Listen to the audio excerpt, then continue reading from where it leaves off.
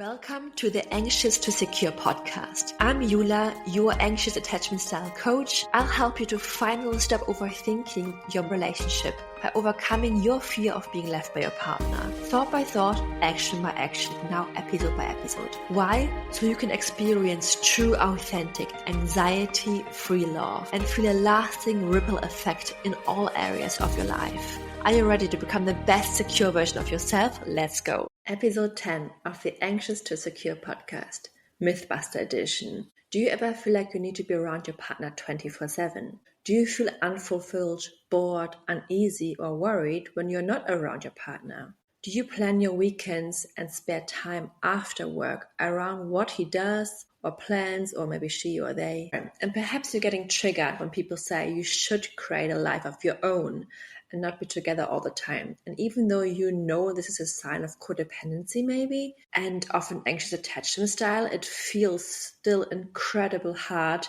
to let go of the grip, to not be so many times around your partner, to have the entire world created around them, and to give each other a little bit more space. And it hurts when your partner asks for some time alone, or when he prioritizes friends, or even his hobbies over you. Let's talk about why that is and what you can do about it, because I've been in the same boat. By the way, when this episode launches, it's supposed to be New Year's Eve. This is supposed to be the last episode for 2024. I'm super excited about it. If it comes out as scheduled, as planned, on the 31st of December 2024. And tomorrow, a new year starts. A new year, a new you, whatever you want it to be. And guess what? You don't even have to wait for tomorrow. You can even start today. If you want to set your New Year's Eve resolution that aligned with yourself and that you actually want to stick to, then listen to the episode before, episode 9, titled 90% of us fail in setting goals. Act now to be in the top 10%. And in the upcoming episode, and the one after this one, we talk also about the magic behind micro goals, setting really small goals that you can envision better so you can actually achieve them faster and get more motivation. And also what they might look like. I gave you lots of examples if you want to become securely attached and thrive in the new year or whenever you're listening to. So let's jump in. I found that most of my clients are not able to really be, let's say, less clingy. I hate the word, but let's say, they want to be more independent, but they don't know how. And they have this huge challenge ahead. And that's mainly because of the worry. The more space I give to my partner, the more they might realize they don't love me anymore. And this is a huge fear we need to really bust today in the Relationship Mythbuster series in this new edition, because it will keep you in this anxiety loop. It will keep you stuck in your fears. What if your partner leaves? And it only fuels the fear. And that if you might be worried that if you let him go and give them more space, that you'll lose them, right? And you're probably worried, like, if you let go a little bit and lean back and don't be as active and engaging and ask for things and, share your needs and all of these things, if you're not all the time together, what then? Will you lose them? Is he going to fall in love with someone else? Is he going to realize he doesn't actually need you? I feel like this is a myth and a worry that comes up so many times in my coaching sessions, and I'm here to talk about it. Welcome to another Relationship Mythbuster edition for the Anxious to Secure podcast. I'm Yula. I'm here to help you if you're feeling often anxious or doubtful in your relationships and worry about your partner leaving you, perhaps. I'll help you to stop chasing your emotional, unavailable, or avoidant attached partner, or even friends, or anyone else, so you can feel truly enough, worthy, and lovable, and create more secure relationships. Before we really jump in, you'll want to really grab my free download for this episode, and that I will share with you my secret re-attraction formula that helps you to show up as your authentic, very important, as your authentic magnetic version of yourself without trying to be someone else, without faking it. without abandoning yourself. To reattract your avoidant partner again, that worked for me and my clients, and I absolutely love this formula and I want to share it with you. No BS strategy of having to be someone else. No. I'm always all about helping you upgrade to your best version, a version that is hidden behind all of your limiting beliefs and self-sabotage, and the version you want to become. So head over to my Instagram and reply under any of my posts the word magnet, or even drop in a magnet emoji, and to get this sent your way. And then watch how this impacts your relationship in a positive way, and especially how it impacts yourself. So I used to be super clingy, and I really don't like the word, and I'm trying to find a new word. I think for the future episodes I'm going to try to find different words for that. But I used to be very much around my partner all the time because I felt often unfulfilled without him. I always found my life is more exciting, more meaningful when I'm with my partner. And also my friends were also a lot of times unavailable. I was more chasing them than they wanted to really reach out to me and meet up with me. And that made me think, hey, you know what? If my friends don't show up consistently they don't want to really see me as often as I want to see them, then why should I try to force it? And I'm just going to then spend the time with my partner. And I didn't really find anything wrong with that because I tried to make it work with my friends, or at least that's what I thought. And yeah, that feeling kind of sucked. But I'll talk in another episode about friendships and anxious attachment style, and where was I right and where was I wrong, and what I've learned from this experience. But let's talk about the limiting beliefs here. The limiting belief is a major reason you might be pushing a partner away and triggering his core wounds. I've been there, and so many of my clients before they came to me did the same. It often takes more than just one podcast episode to really unpack this belief, but I can try to make a start here. So why does this belief not work? That if you are with your partner, that then they will be with you. And if you give them space, that then they will change their mind or have less strong feelings for you or anything like that you will lose them basically. Let's talk about why this is a limiting belief and why this is not based in truth. Is your partner's inconsistent behavior or lack of reassurance driving you crazy? Guess what? That's not the real problem here. The real issue is your abandonment wound, the deep-rooted fear of being left behind. What if they leave? What if I'm not a priority? What if someone else has their attention? What if I'm actually not good enough? I've been there. I used to take it so personal. My partner came home from work and didn't want to interact with me when he jumped on his PlayStation, when he didn't prioritize me. But here's the thing, it wasn't about them. It wasn't about him. It's about our anxious attachment style leading up to meeting unavailable people, chasing them. And their behavior only rubs our own wounds. If you're ready to go from anxious to secure and stop overthinking everything they do, then listen up. Stop overthinking their interactions. Stop chasing reassurance. Stop doubting your worth because they haven't kissed you in a while. And start feeling calm and in control, seeing your worth, attracting genuine love, or re-attracting your partner again, your avoidant partner. If you want this, if you want to transform your anxious attachment style and become securely attached, then I'll share with you all my secrets, how I went in just 6 months from anxious to secure. Head to the link in bio. You got this. So I remember a time in my own relationship when I felt anxious about my partner's love and commitment.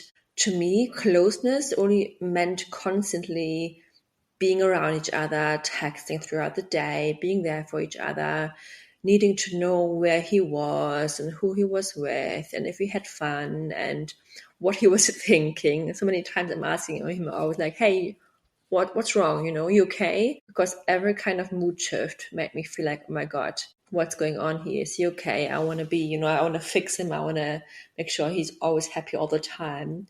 And subconsciously, I didn't realize there was a strategy of me fearing he will leave, but that's way hidden behind my thoughts. And that's It's a whole other layer. So after every little conflict, I needed reassurance. Or whenever, he was upset and his mood changed, I needed reassurance. Or when he came back from work and he was a little bit standoffish, I had to know what's going on for him to make sure I'm okay as well.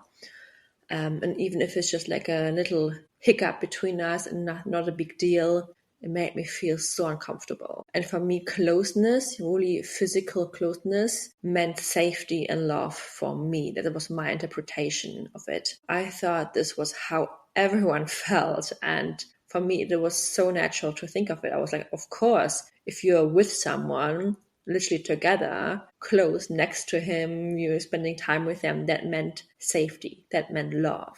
But boy, I was wrong. So I believe that if we were connected and checking in on each other constantly and needing updates, everything would be okay. I would be safe. They won't leave. He won't leave. But here's the thing. My partner saw this need for closeness very differently. And it's important to really understand our partner's perspectives, our friends' perspectives, other people we get in contact with, colleagues, because this is a very similar pattern you'll find everywhere. And it comes out more in relationships, but it will be found everywhere. So to him, it felt really, I was like smothering him, that he couldn't really breathe, that he didn't have much time for himself. Even just these little questions of, hey, are you okay? What's up? Everything okay? It can just feel too much for someone who prioritizes a lot of space, who doesn't always want to be checked on, And closeness for him meant unsafety. Is that a word? I don't know, but it didn't feel safe closeness. So for him, it felt more being trapped, kind of like a prison. And remember Shrek, the movie? I'm sure, I hope you love it. I think it's such a funny and cute movie. And it kind of also shows a little bit like the anxious or avoidant and dynamic in Shrek and the donkey. So this is a little bit strange, but I want to paint you a different picture here so you can, see what I see. So my partner, I hope he doesn't listen, but he's a little bit like Shrek. Very cute, very adorable, but he has this very rough side. From the outside, you think, he doesn't want to be with Donkey. He wants to be alone all the time. That's where he thrives. But I think this is his safety zone. He doesn't know anything else. He doesn't know it's safe to let someone else live with him, to let someone else in. Only later on you realize, hey, you know what? He adopted to it and he actually loved it. But because this wasn't his upbringing, he wasn't used to it. And once you really get to know him, you realize, hey, he actually wants love and connection too, but in a little bit of a different way, not just like this full-on donkey experience. Change can be hard, especially, if your upbringing was so different. And he didn't even know what he wanted often. Like he thought if someone came into his swarm, it was the end of his freedom and his peace. Like whenever I entered my partner's room when we were flatmates, when we spent a lot of time in his room, but sometimes when we had a little bit of a kerfuffle, he literally kicked me out of his room. And that was really much of a huge sign of, hey, you know what, this is my space, especially if I ask him to do things differently in his room. Just like, for example, when we were sleeping in his room, and at night time, I had to step onto the floor and there was always his flip-flops, and sometimes I stumbled across them a little bit. Wasn't really much of a big deal, but I kind of asked him to please put his shoes somewhere else. And oh wow, there was a huge trigger. He felt really like I would tell him what to do, and especially because it's his room, his flip-flops. And at that time, his avoidant attachment style was very strong, and mine anxious was a lot higher as well, trying to micromanage him a little bit. And you think, hey, it's not a big deal if you ask your partner to do something, especially if it impacts you, positively. But at that time, I didn't realize that he was so protective of his space, of his room, of his swarm, and these little things like, hey, could you do this differently? Could you do this for me? That didn't settle in yet for him. It took a while until he got used to that as well. And it took time for me to realize, hey, you know what? That's really important to him. Let's see how we can do that. And it literally took, I think, 1 or 2 years until I then found attachment theory and I really understood his triggers, why he was so defensive during that time after our honeymoon phase. And that time I just had no idea. So eventually, it just takes time and patience and curiosity as well, and a special kind of openness to really peel back those layers and see what's actually going on here. What is the trigger here? And at that time, I had no idea. I felt we were speaking different languages. And when he said A, I said B, and I understood that he was saying C, and then he thought I meant D. I don't know. Doesn't make sense. Like, it was a mess. Anyway, and in the beginning of our relationship, my partner would sing often the Shrek song, like this, somebody once told me, la la la la la. And whenever he felt triggered, and there was it was his way of hinting that at me. It was his way of hinting at me that everything was better before we were in a relationship. And he literally sang that whenever he felt triggered. And I was like, what the F is going on? And I kind of laughed it off first, but eventually I told him, you know what, just stop it. Like, it kind of hurts. And after really diving deep into attachment theory and doing my healing work, it all made sense. And I understood that someone who is avoidant attached or has avoidant tendencies, they keep telling themselves, I could leave at any minute if I want to. The door is a little bit open here, because otherwise they would run. Otherwise, they would feel suffocated and trapped and like thinking they have no choice here anymore. And like it's literally a prison. So that's why my partner did that. And now I understand so much why. And I can see where he is wounded. And the more you understand about attachment theory, about your own triggers, and then about your partner triggers, this can change everything. And I think that's not just the case for, avoidant attached partners, but also I think men in general, they really need freedom. And freedom is a huge aspect of their personality. And I don't want to put everyone like here in a bucket. I'm just hinting to, generally speaking, what I notice. And again, everyone has their own traits and values and needs and priorities. But that's kind of what I see overall. But again, I'm talking a lot in this podcast about labels and what an avoidant attached person would think or do, or what an anxious attached person would do. Again, don't take it personal if this is not you, because it's so much more deeper than just, hey, you are avoidant attached and you have this trigger. Hey, you are anxious attached and you have this trigger and this behavior style and this sabotaging method. No, of course, it's a lot more detailed. Everyone is so different again, and always depends on what side of the spectrum you are on. Sometimes you can be anxious and leaning a little bit to more secure patterns. Sometimes you're disorganized and have stronger avoidant tendencies. It really depends on where you are on the spectrum. That just as a little side note. And I found also that women or anyone with an anxious attachment style, often that we think that we need someone on our side, our partner, who's our rock, who is this, safety net, who's always going to be there for us, because we deep down probably feel we can't handle the future.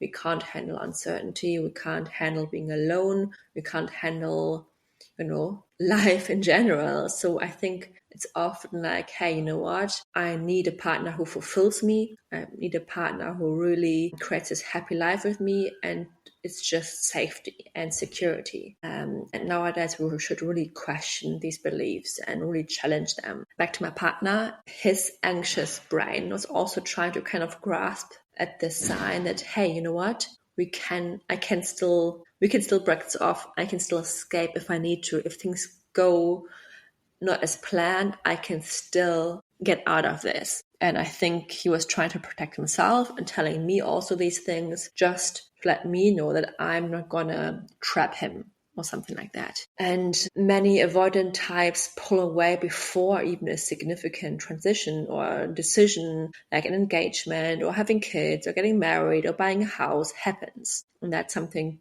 good if you're noticing that, because then you can approach these big life challenges with more ease. You can prepare for it. You can maybe, if you're someone who's not married yet and you're with your partner together, don't constantly make hints. Oh yeah, when you marry me or when you finally propose to me, don't do these things, especially if you notice your partner doesn't react well to it. Rather have a serious more serious chat, more like a vulnerable chat, and talk about the future occasionally. But if you notice, you know what, this is my partner's trigger, commitment and big lifestyle changes and all of this, it might make him feel trapped, then be more gentle around that too. And yeah, once I did my inner work and healed my anxious attachment style and became more secure and more secure, I managed to not take things personally anymore. Guys, this is a huge, huge thing, because if you're anxious attached, you know so many things that your partner does or your friends do or your colleagues do, you always take it personal. I remember walking down with my partner along the road,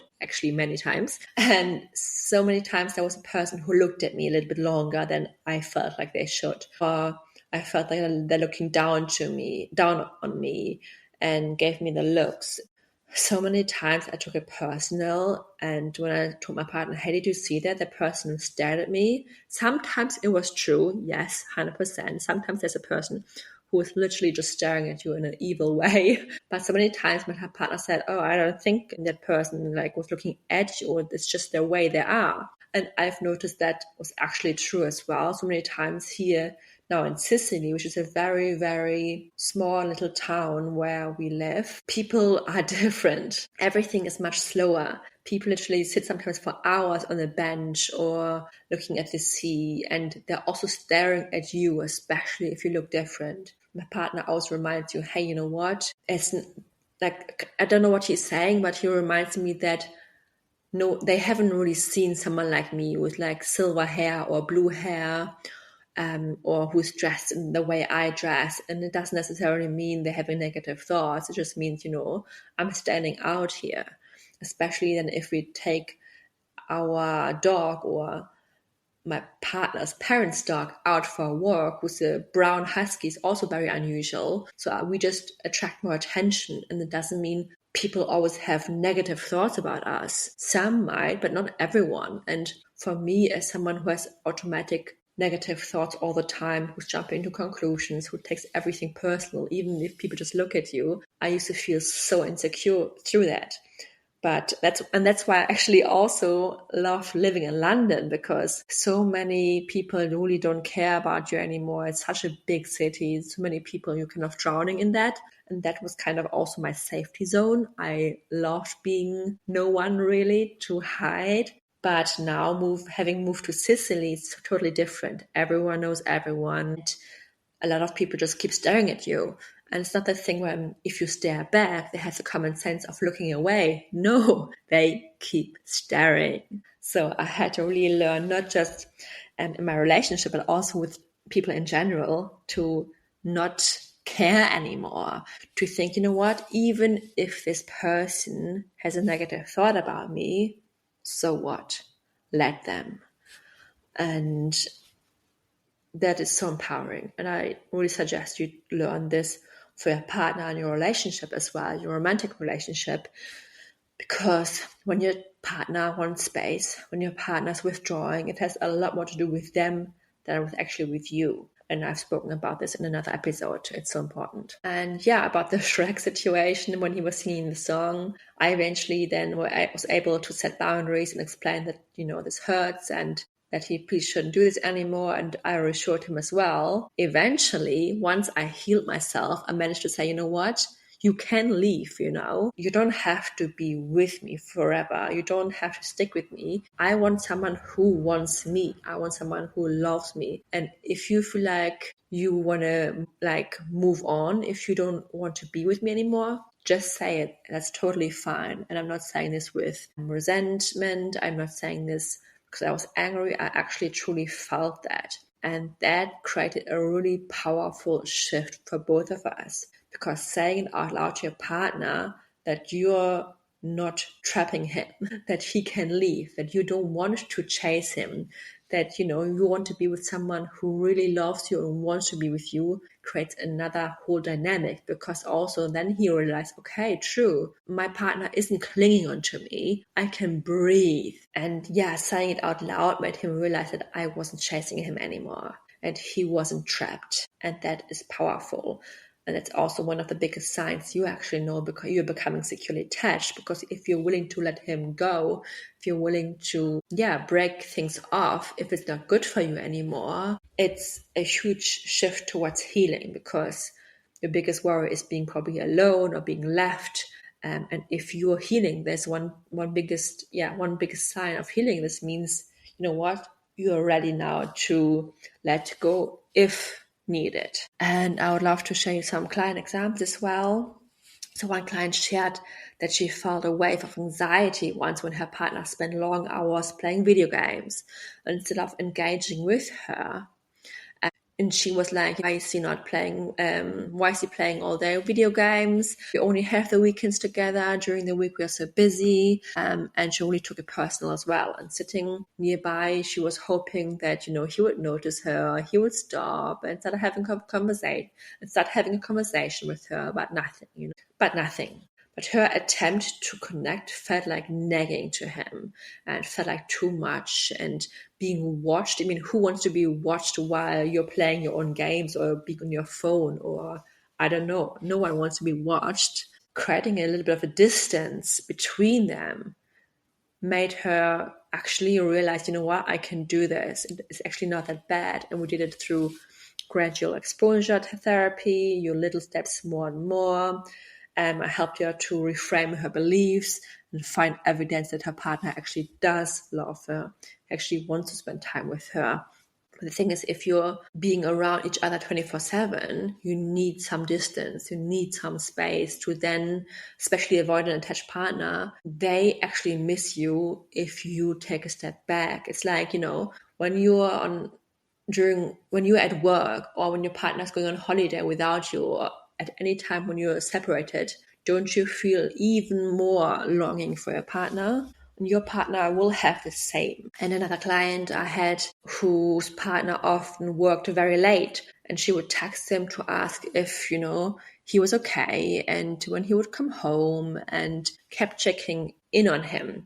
And this made him feel really guilty for not responding right away and for working late, because he didn't want to work late either, of course. He was super stressed. And that caused him in the end to withdraw even more, because he felt stressed and then she felt more anxious, and she stepped up even more and he withdrew more. And it was like this push and pull. And in the meantime, she felt increasingly more neglected and more alone, and he felt more misunderstood and more trapped.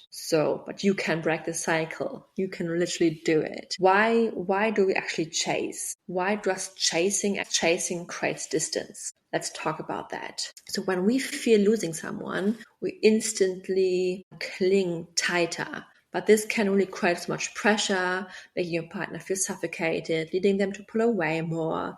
And it's like they're running from the very thing you're trying to hold on to. Very annoyingly, but yes, it's true. So imagine if a stranger leans into your face very, very closely and you don't even know them, what is your first initial reaction? You would take a step back, right? You would lean back. You wouldn't lean forward. And that's a little bit similar like in the situation, even though it's your partner. But the more closer you come, the more they will naturally pull away. So what can you do? If you take a step back as well, just see if they counter you. I promise you this worked for me. And it's not about playing games. It's just ensuring you're respecting each other's spaces and don't trigger each other's core wounds. And the thing is, it's all about what you can do.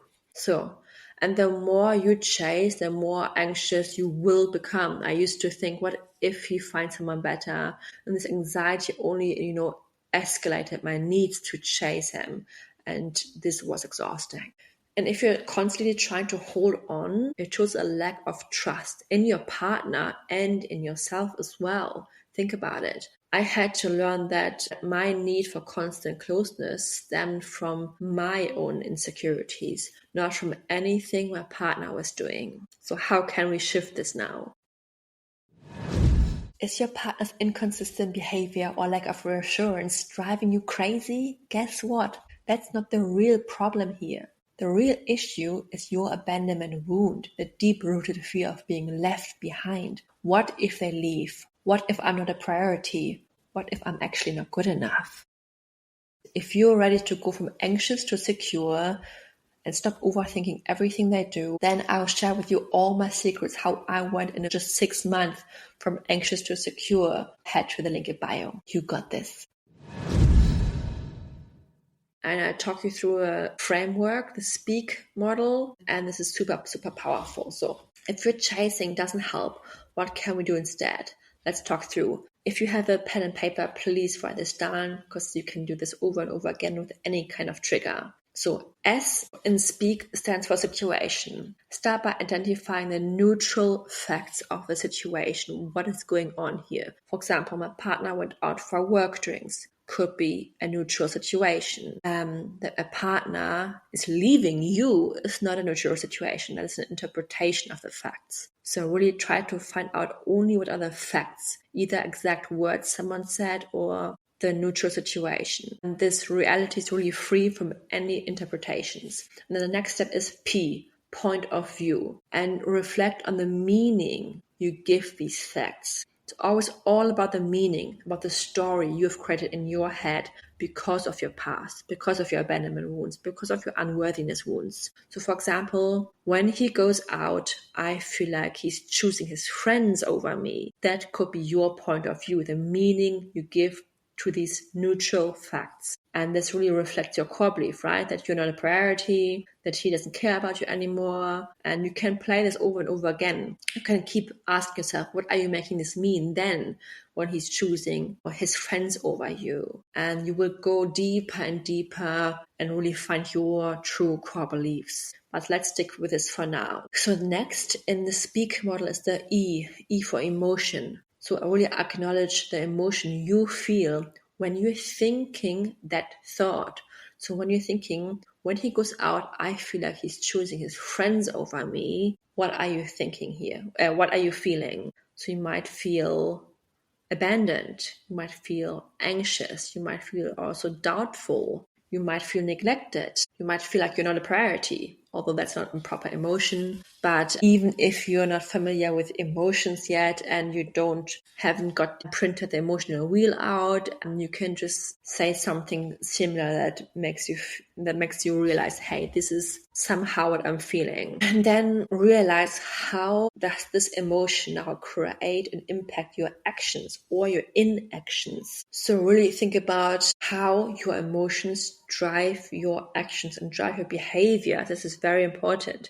So your thought, your point of view creates your emotions, and your emotions create your actions. So if you feel anxious, you might text him multiple times. If you feel suspicious or jealous, you might check on his social media account. You might even go to the pub or where he's hanging out with. Funny story. Okay, shall I tell this now? Yeah, why not? When I used to be in a long distance relationship with my partner years ago, I was back in Bielefeld, a little small town. Apparently that doesn't exist, but it's in Germany. And my partner at that time lived in London. And at some point, once I think it was his birthday, and I was upset I couldn't be there. And I saw this girl messaging on his Facebook account, I can't wait to give you your present in person, something like that. And that triggered the F out of me. I was so close to book a flight and for the next day to just first of all drive like 2 hours from Bielefeld to the next airport, and then to surprise, nice surprise, huh? To surprise my partner the next day to really check what's going on, because I felt so out of control. But again, it was jealousy that drove that action. And jealousy was created through my thoughts. I didn't know what she was actually meaning with it. I didn't know her intentions, and I also didn't know what my partner would be doing. But the fact was just the words she said, and my point of view was, oh my God, he's going to cheat. He's going to cheat with her on his birthday, and I can't be there. And that means he will leave me, and that means we will break up, and that means I'm not good enough, and all of these things. So anyway, back to the original story here. So we were at the point that we said, your actions are maybe that you're checking in on him, that you're questioning his motives when he comes back. Maybe you're criticizing him for always going out, for leaving you behind. That's your insecurity speaking here. And then you push him away further. That's the key result. So that's the last final step in the SPEAK model. The key result is that you're probably arguing, that he's withdrawing more because you're kind of criticizing his moves, his actions. You're questioning his feelings and you're chasing basically after him. And he doesn't feel safe. He doesn't feel he has any choice or freedom. And of course, I'm talking here only about secure, healthy, well, not secure, but I'm talking overall about healthy relationships. My content is not in any way or shape or form addressed to abusive relationships. So know that. And yeah, the speak model is super powerful. The more you use it, especially as a journaling exercise every day, the more you'll see how your thoughts shape your emotions and how your emotions create your actions or inactions, and then how your actions on your behaviors really impact the results in your relationship, the results in your own life, for your mental health, for your physical health, for your relationship at work, for everything in your life. And for an anxious attached person, closeness really means safe to you. And for an avoidant attached person, it means the opposite. Texting multiple times a day might feel very safe to you. It's maybe exactly what you need, but you're forgetting your partner in this. Your avoidant attached partner, or someone who has avoidant tendencies and is more emotionally unavailable, who can't give this to you, they might feel trapped. They might not even think about you as well. So you're both just thinking about your own needs without actually saying, what do we both need, and how can we find something that works for both of us while we work on our own challenges and wounds and limiting beliefs here. Yeah, so remember, it's your thoughts, your meaning you attach to the situation that creates your emotions, your emotional pain, your doubt, your fear, your anxiety. And if you have abandonment wounds and unworthiness wounds, they can be even stronger because these wounds are rubbed every time when your partner is inconsistent, every time when your partner shows a sign that he might be not showing up in the way you want him to, and then you think they might leave. So becoming aware of your thoughts is super powerful in this work. And don't forget, again, a quick reminder, don't forget to, snap up, is that a word? To grab my magnet, my free download for this episode, reply magnet under any post on Instagram at the marriage coach, so you can really find my reattraction formula so that you can show up naturally by becoming your magnetic version of yourself, so you don't chase anymore. It's very helpful. And yeah, some final thoughts. It's natural to want to hold on to your partner, right? When anxiety creeps in. But remember, chasing doesn't help, it does the opposite.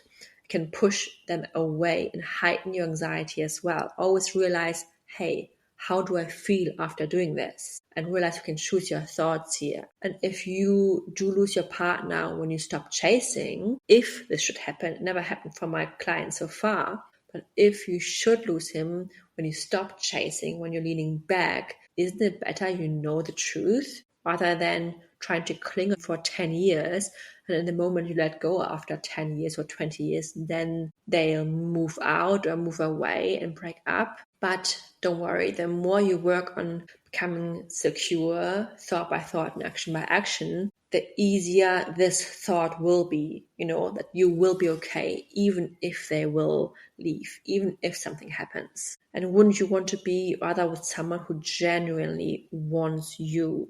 You deserve that. The biggest sign you're becoming securely attached is that you're ready to let go and be willing to lose them, even though it might sound very harsh. But this is a huge sign that I realized for myself, and it was all clicking and the power dynamic really shifted. But this might be way too far ahead if you haven't done much in our work yet, if you haven't become securely attached yet, if you haven't done any of my courses yet, or haven't had a coach yet who can really guide you through this. So if you want to begin your journey, and reach out to me at any time or respond to any of the Instagram posts or to reply and under any of my Instagram posts the word blueprint, comment under any of my Instagram posts the word blueprint to get a link, so you can either jump on the waitlist to my Anxious to Secure course launch, or it probably will be already out within the second week of January. So thank you so much for joining me today. If this really resonates with you, please again, share this, like this, give me 5 stars, and I can't wait to talk to you in the next episodes. See you. Bye-bye. Thank you so much for being with me here today. Remember, change in your relationship starts with you. Thought by thought, action by action, and now episode by episode. If you love this episode and want to give me a virtual high five, please give me a 5-star rating wherever you're listening from. It really helps me to boost this podcast a little bit higher in the ranking so I can help even more people just like you. And even share it with one more person you think would really benefit from this episode. Have a wonderful rest of your day. Thank you. Bye-bye.